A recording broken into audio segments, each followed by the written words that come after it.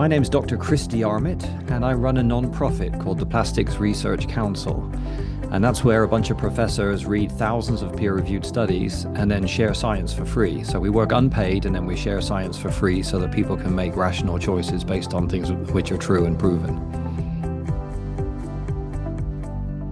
Well, the goal of the non-profit is to make sure that people see the science. It's no point having evidence and science if nobody sees it. So at the moment, everyone's seeing misinformation because that's funded, and nobody's paying to get the information out there where you can see things which are peer-reviewed and proven with links to the studies. And so that's the goal with the Interview Valet, is to make sure that more people get to see the truth and make wise decisions based on it. And that's where 100% of the money from the non-profit goes. It's to external PR so that people can see the science.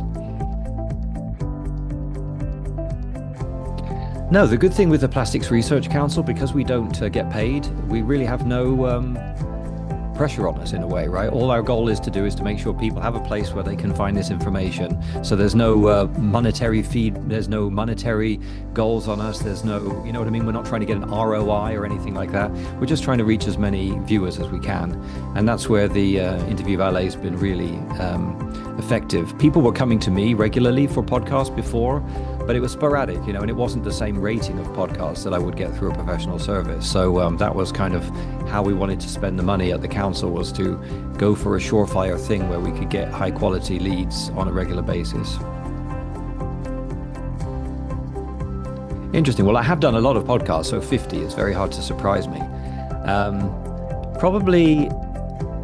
Maybe let's say the diversity, because this message is applicable to different audiences. It could be teachers, it could be medical people, it could be the general public, or policymakers. And so probably the biggest surprise was the fact that we're able to reach such a broad demographic through different types of podcasts. That's been really helpful, because before I wasn't really getting through to the medical community as much. There's a lot of doctors out there who are making claims about microplastics, for example, but they have no clue of the science. They've never read a single study.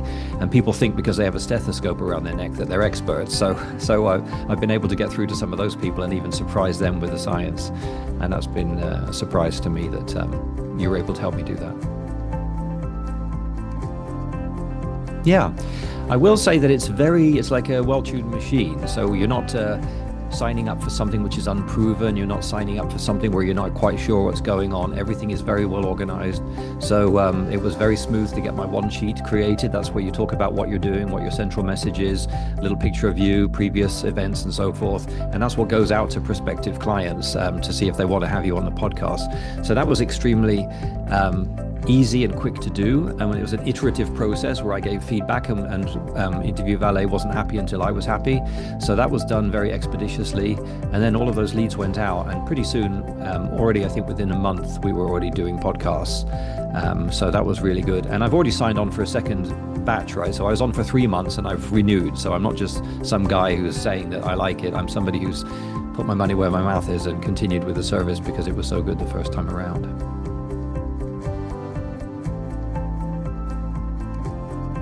I haven't. I did an internet search and I looked for all the top ones, and there was you and there were a couple of other ones, and I decided to try you first because you looked the most convincing, and to keep going with you as long as I get high quality leads in the top 1, 2, 3, 4, 5% of podcasts, there would be no reason to change. So I even got on Jordan Harbinger, which is a very top podcast on my own before signing up with you guys. So I was having success, but as I said, I really want to get through on a regular basis and to a broader demographic. So it's nicer to have that responsibility offloaded, and probably the listeners don't realize there's a dashboard, right? So all of this stuff, you get a prep document before the podcast of what style these people have, what things to do, which things to avoid. You get feedback on your performance. If you said 1,000 times or something, then that will be pointed out to you and stuff like that. So it's everything is covered. Everything you can imagine is taken care of for you. Well, of course, it always depends what your goal is, but if you want to get through to a lot of people in a varied audience with the lowest outlay, then I would say that podcast is the way to go these days. It's a way to reach a lot of people without a vast expenditure of time or money. And Interview Valet specifically, I mean, you have a very broad range of relationships you've already developed. So when you approach people, they're quite positive to an approach from you guys. And so you're able to generate a lot of leads quickly. I've been doing about I think 10 every 3 months, and that schedule's going on in addition to ones that I'm arranging myself.